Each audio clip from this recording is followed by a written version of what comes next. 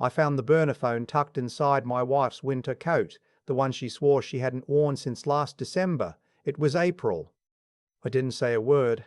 I put it back exactly where I found it. Then I sat down at my kitchen table with a cup of coffee that went cold before I touched it, and I thought about what kind of man I wanted to be in the next chapter of my life. I'm 63 years old.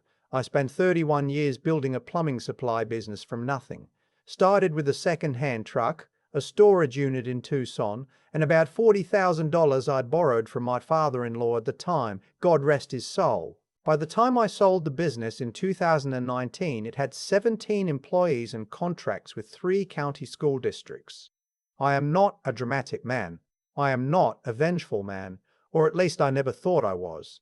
But I am a patient one, and I'd learned a long time ago that the best decisions are never made in the first 5 minutes of finding out something that breaks your heart. My wife, I'll call her Nadine because that's her name and she's earned the use of it, had been my partner for 28 years. We married young by today's standards. She was 32, I was 35. We had one daughter together, Becca, who is now 26 and lives in Portland. Nadine and I had our rough patches over the decades, same as anyone, but I had never, not once in 28 years, seriously entertained the idea that she was betraying me. Not until the winter coat. The burner phone had a 4-digit passcode I couldn't crack, but it didn't need to be cracked for me to understand what I was looking at. The case was dark green. Nadine had no use for a second phone. She was retired. She spent her days doing watercolor classes at the community center in Scottsdale and meeting her friends for lunch. She had no business that required a secondary device, no elderly parent to coordinate care for, no reason on God's green earth to own a prepaid phone she had never mentioned to me. So I put it back, and I watched. The thing about being a patient man is that patience looks different from the outside than it feels on the inside. On the outside, I went to my Thursday morning golf game with my friend Len. I grilled chicken on Saturday. I drove Nadine to her watercolor class on Tuesday because her car was in the shop, and I kissed her on the cheek when she got out, same as always. On the inside, I was cataloging everything. Every time she stepped outside to get some air, every evening she said she was tired and went to bed early while I watched TV alone. Every Saturday morning she drove to what she called her farmer's market run that somehow took 2.5 hours when the market was 12 minutes from our house. I'm not going to pretend I handled all of this gracefully. There were 2 nights in that first week where I sat in my truck in the driveway at 11 o'clock because I couldn't make myself go back inside. I had a bourbon one of those nights and stared at the orange grove across the road and thought about calling Becca. I didn't. What would I have said? I think your mother is lying to me. I'm not sure yet. I'm waiting. I started being more deliberate about 3 weeks in. I'm not a tech expert, but I'm not helpless either. My nephew works in cybersecurity, and over the years he's taught me more than I probably needed to know about basic digital hygiene, mostly because I asked him to help me protect the business from invoice fraud back in 2016. I still remember most of what he showed me. I set up a simple monitoring app on our home Wi-Fi router. Nothing illegal, nothing invasive, just traffic logs. If a device on my network was communicating with something, I'd see the timestamps. The burner phone never connected to our home Wi-Fi. She was too careful for that. But our shared iPad connected to her email, and Nadine, God love her, had never changed the password from the one she'd set up in 2017, which I knew because I had helped her set it up. I want to be very clear about something here. I was not reading her emails out of jealousy or control. I was reading them because I needed to know what I was actually dealing with before I said or did a single thing. I needed facts. I needed to know whether this was a flirtation, an emotional affair, something physical, or something worse, because the response to each of those things is different, and I was not going to blow up my marriage and my life over a misunderstanding. It wasn't a misunderstanding. His name was Philip. He was 58 years old. He was a real estate developer she had met at a charity gala we'd attended together the previous fall, an event we had both attended, where I had shaken this man's hand and had a perfectly pleasant conversation about the sun's season while my wife stood 3 feet away from me. He had sent the first email in October. By April, they had been meeting twice a week for 5 months. I read enough to understand the scope of it, and then I stopped. I'm not going to describe what I read. Some things you can't unread. And I learned that the hard way with about 3 emails too many. What I will tell you is this. I closed the iPad, set it on the coffee table, and I went into the garage and I stood there for about 10 minutes next to my workbench. Then I picked up my phone and called my attorney.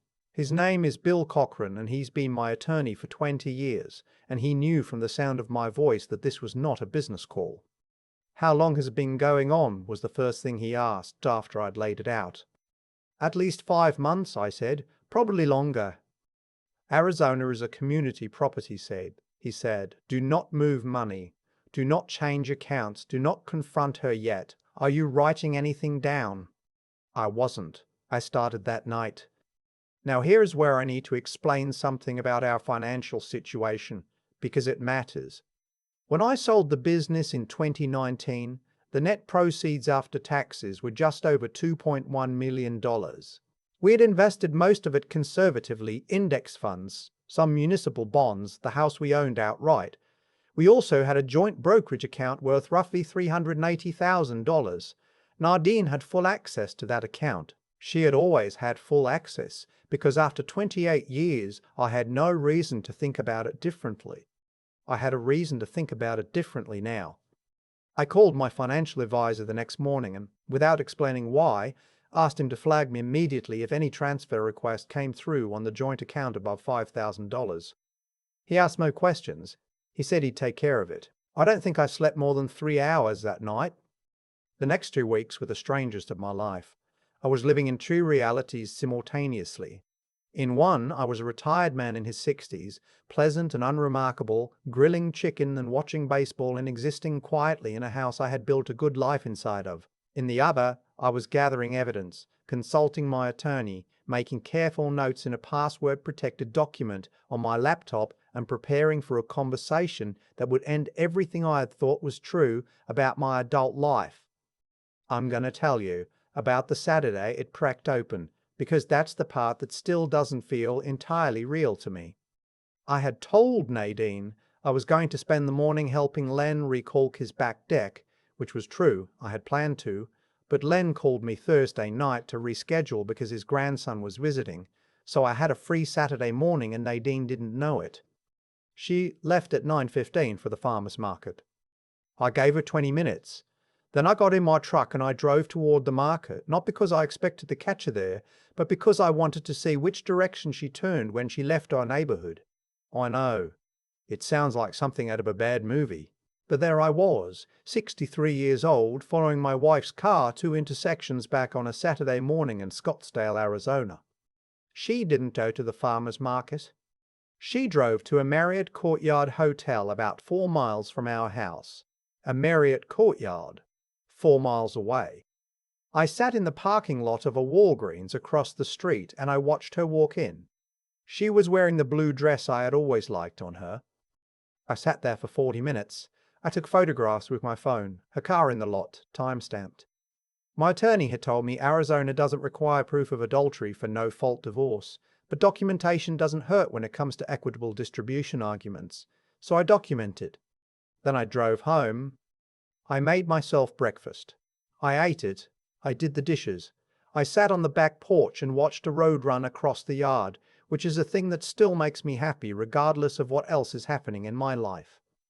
When Nadine came home at noon with 2 bags of things she'd bought at the market, she had clearly stopped there on the way back, cover maintained. I smiled at her and asked how the tomatoes were looking this week. She said good, very good, the vendor from Dewey had the best ones. I nodded. I said that was great.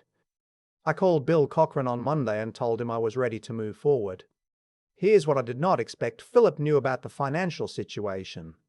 I found this out from my attorney during our second meeting after we had initiated the process of gathering financial disclosure documents. There had been a conversation, apparently documented in emails I had not read far enough to find, in which Nadine had discussed with Philip the structure of our assets, the value of the joint brokerage account, and the timeline of my selling the business. Not in a casual, I was telling my friend about our finances way, in a way that had planning attached to it. A transfer request had been prepared, not yet submitted, but drafted, for the full value of the joint account to an account in Nadine's name, only at a separate institution. $380. She had not submitted it yet. Whether she was waiting for the right moment, waiting for me to leave town, waiting for some other signal, I don't know. But it was there, drafted and ready. My financial advisor had flagged the account access patterns 2 days earlier without knowing what he'd found. I had acted just in time. I'm going to pause here and say something plainly. The thing that hurt the most was not the affair. Affairs happen. People are human, and they make catastrophic choices, and sometimes a marriage of 28 years develops cracks you don't see from the inside. I'm not excusing it, but I can understand how it happens. What I could not wrap my mind around, what I still struggle with, honestly, was the money. Because that money was not just mine. It was what I had built for us, for Becca, for a future I had spent 3 decades working toward. For Nadine to look at that number and decide to move it was not a betrayal of love. It was a betrayal of something deeper. It said, I was never really your partner. I was keeping score. And when I saw a better hand, I was ready to take the pot and leave the table. My attorney filed before she submitted the transfer. The joint account was frozen as part of the proceedings. She did not get the $380,000. I want to tell you about the moment she found out I knew, because this is the part where I stopped being the composed man I had been for 2 months and became, briefly, something else. I had requested that we meet at Bill's office, neutral ground, attorney present. Nadine walked in not knowing what the meeting was about. She thought it was a routine financial review, something Bill and I did periodically. She sat down across from me at the conference table in a blazer I recognized from a work trip she'd taken the previous year. Bill slid a folder across the table. Inside was the divorce petition. Also inside, though Bill advised me against including it, was a single printed page, the drafted wire transfer, with the date and account number. Nadine looked at the folder, then she looked at me, then she looked at the transfer document, and something happened in her face that I had never seen there before. It was not guilt exactly. It was the face of someone who has just realized that the game they thought they were playing was not the game that was actually being played. I was going to talk to you, she said. That was the first thing she said. I didn't respond to that. I had rehearsed this moment, and I had decided I wasn't going to fight. I was going to be quiet and let the documents do what they were designed to do. The divorce took 11 months. Arizona is a community property state, as Bill had said, but the drafted transfer attempt and the financial concealment created leverage in the asset division discussions that I would not otherwise have had. I am not going to detail the final settlement because, frankly, it's nobody's business, and because the number matters less to me now than it did during those 11 months. What I will say is that I did not walk away diminished. Becca found out from me directly. I flew to Portland and sat across from my daughter at a kitchen table, and I told her the truth in as measured a way as I could manage. She cried. I cried. She asked me questions I answered as honestly as I could, without turning her against her mother, more than the facts already warranted. I told her I didn't need her to take a side. I told her her mother loved her regardless of what she had done to me. I believe that is true, and I will continue to believe it because Becca is the best thing that ever came out of my marriage, and she deserves to have 2 parents, even imperfect ones. Becca asked me once, about 6 months into the divorce process, how I had stayed so calm through all of it. How I had kept going to golf games and grilling chicken and driving Nadine to a watercolor class while I knew what I knew. I told her I didn't see another option. Blowing up is satisfying for about 11 seconds, and then it just makes everything harder. The only power I had in that situation was to be more careful than she was, and I was. Philip, for what it's worth, did not leave his wife for Nadine. I have no information about what happened there, and I have made a deliberate choice not to seek any out. That's not my story to follow. I bought a small house in Sedona in the fall, about 90 minutes north of where Nadine and I had lived. It has a deck that looks out at the red rocks. My neighbor raises chickens and sometimes leaves a carton of eggs on my porch. which is the kind of thing I didn't know I needed until it started happening. Len drives up once a month and we play 9 holes and drink bad beer and do not talk about any of this unless I bring it up first, which I rarely do. I'm not going to tell you I'm fine, because that word has never meant much to me. What I will tell you is that I get up in the morning and I make coffee and I sit on that deck and I watch the light change on the rocks, and most days, I am genuinely glad to be alive. Not in spite of what happened, just alongside it. The grief and the gladness sitting there together in the early morning like they've learned to tolerate each other. Becca visited last month. She slept in the guest room and we hiked Bell Rock on a Saturday morning and had green chill cheeseburgers at a place in town that she pronounced the best she'd ever had. Walking back to the car, she put her arm through mine the way she used to do when she was small. I didn't say anything. I didn't need to. Some things you don't need words for. You just walk a little slower and you let the moment be what it is, and you count yourself lucky that you're still standing in it. There's a version of this story where I walked into that hotel parking lot and did something stupid. I've thought about that version. I understand it. Anger at that scale doesn't ask permission before it shows up. It just arrives, and for a few minutes it makes the worst ideas feel completely reasonable. But I didn't do that, and I've spent a good amount of time since then thinking about why. Part of it was practical. I knew that the moment I made noise, I lost leverage. Every attorney will tell you the same thing. The spouse who stays calm walks away with more. That's not cynicism, it's just how these things work. Nadine had already drafted a transfer for $380,000. If I'd confronted her in that Marriott parking lot on a Saturday morning, I would have given her the one thing she needed, a warning. She would have submitted that transfer before I could blink.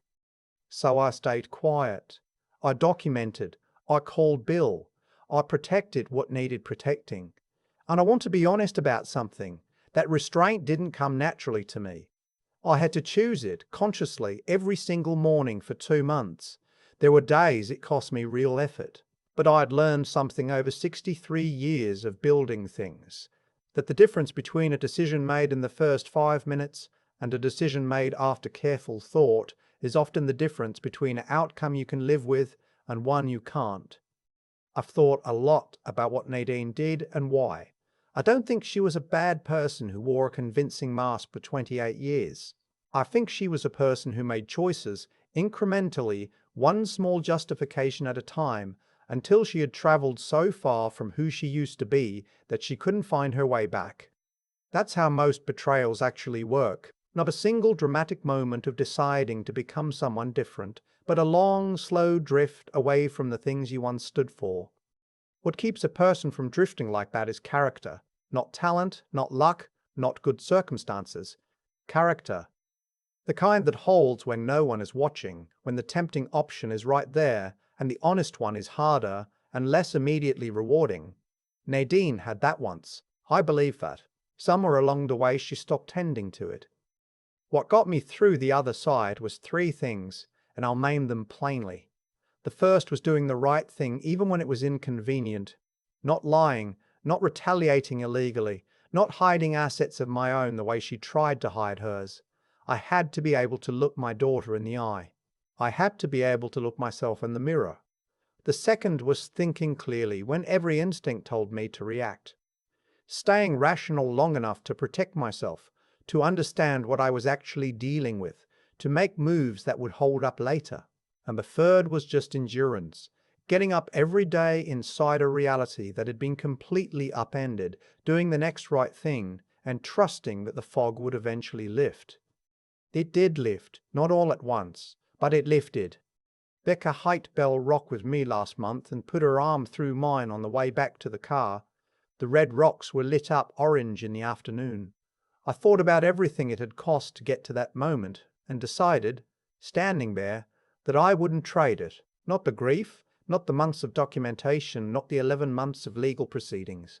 Because on the other side of all of it was this, a man who handled himself with some dignity when it mattered, a daughter who knows she can trust her father, and a deck in Sedona where the light changes every morning in a way that still surprises me. That's enough. That's more than enough.